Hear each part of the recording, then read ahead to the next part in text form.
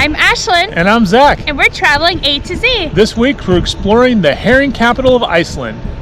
We are heading along the Ring Road to the most northern city in Iceland.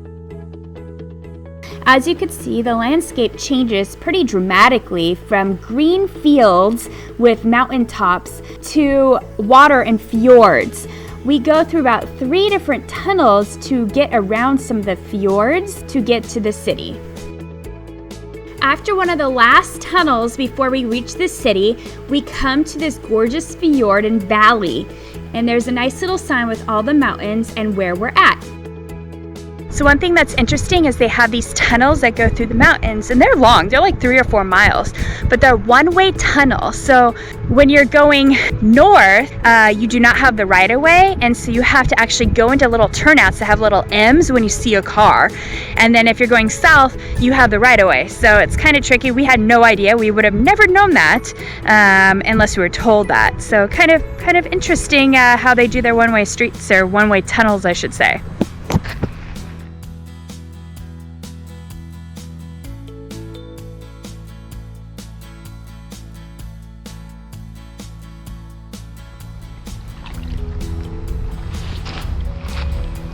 So we made it to the cute little town, and it's a gorgeous fishing village, and the views with the snow-topped mountains are amazing. Buildings are so colorful. We're gonna now head to the museum.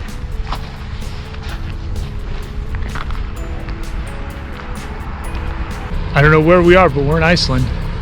The herring capital of Iceland. I think it's like Shorter Circle Fjord. The herring capital of Iceland. Yes, I agree. That is the one thing. We're in Iceland. Their language is really hard. They roll like every R. And what it looks like is not how it's pronounced whatsoever. Except for Reykjavik. That actually kind of looks like that. Yeah. I don't know. It's like a super long name. Yeah, I don't know.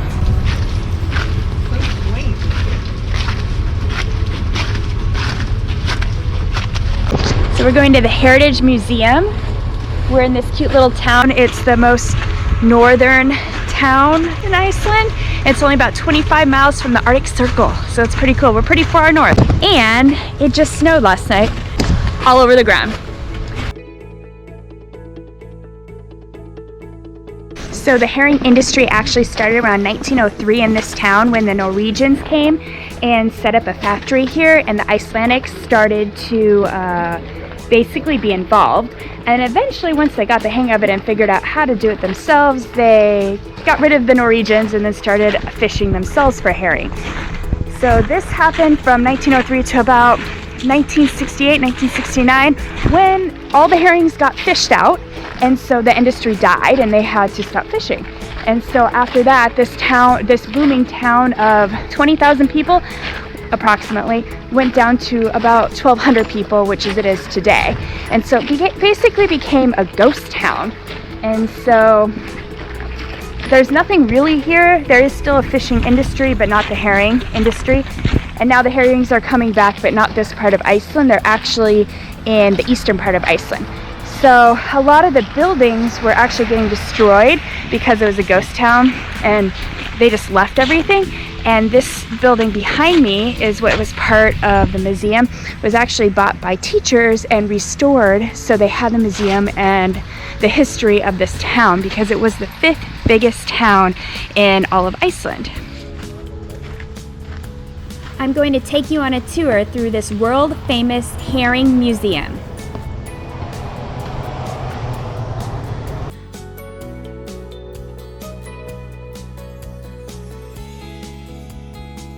So this is an old house where the herring girls lived, and the herring girls were the main people who did the work in the herring industry. So the men will bring the fish, and then the herring girls did their work, and then they stayed here. And I guess they had up to 50 girls staying in this little house, and 2 girls to a bed. That's a small bed.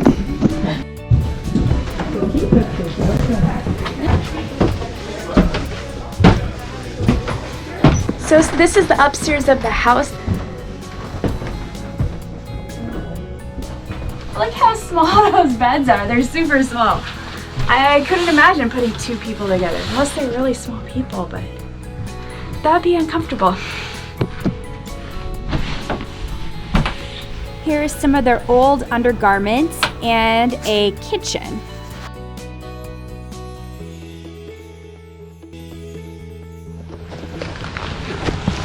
So behind me is the herring fish box. So this is where the herring girls, which are females any age, would come and actually salt the herring. So the men will go out fish, and then they would drop the fish off here, and then the females will take all the guts out, chop off the heads, and then salt them, put them in barrels, and then they would do all the hard lifting basically. And so this behind me is what they did it in, and then afterwards they would go to bed in the house behind me. So a herring can get this big. 50 centimeters. I think they fish most of them when they're really small, like sardine size, they could fit into a can. If you cut it up, it fits in the can. Oh, that's smart, yes. Never mind. Ignore me. So the Herring Museum started with this building where the herring girls stayed, and now there's a couple more buildings that you could go and explore that are incorporated in the museum, and it just keeps getting bigger. We are now heading to the second building of the museum.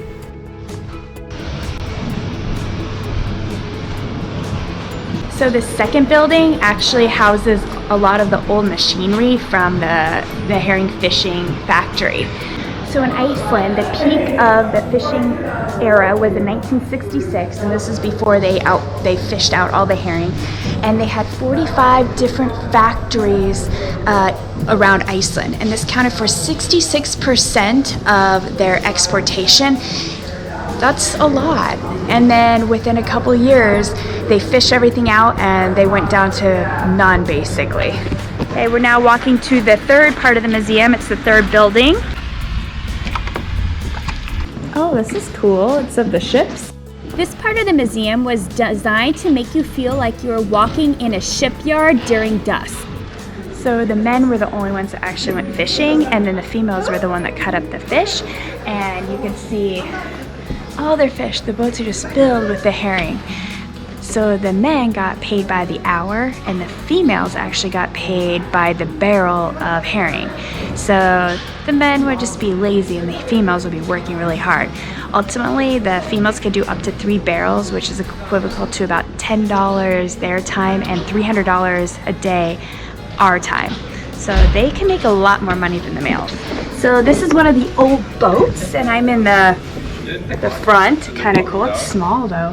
So here you could see all the fish boxes where they would put all the fish after they would collect them. So the Herring Museum here in Siglufjorour is known as the best museum in Iceland and has won multiple awards for being one of the best museums in Europe. Pretty neat little museum. It actually is very cool. It's cute. Worth the drive here. So right here is one of the fishing ports that they still use. You can see all the boats in the water, and they go out and they still get shrimp, I guess, a lot in this area, and a couple other fish, but no longer herring. So I'm not sure if you could see it behind me, but there's like grates at the top of the mountain, and that's to help prevent avalanches from destroying the city. So in the 1940s and 50s, they had a whole bunch of the herring plants around, and a couple of them got destroyed by avalanches, and they had to rebuild them. So this is to help prevent the avalanche from destroying the town anymore. And they're all around, so you can see them pretty much at all their mountains. That is very straight, so it will help prevent it, because they do get quite a bit of snow here.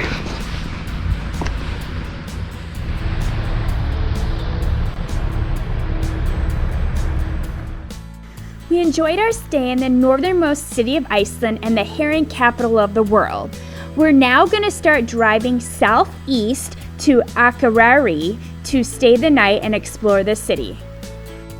Please subscribe below to follow more of our adventures.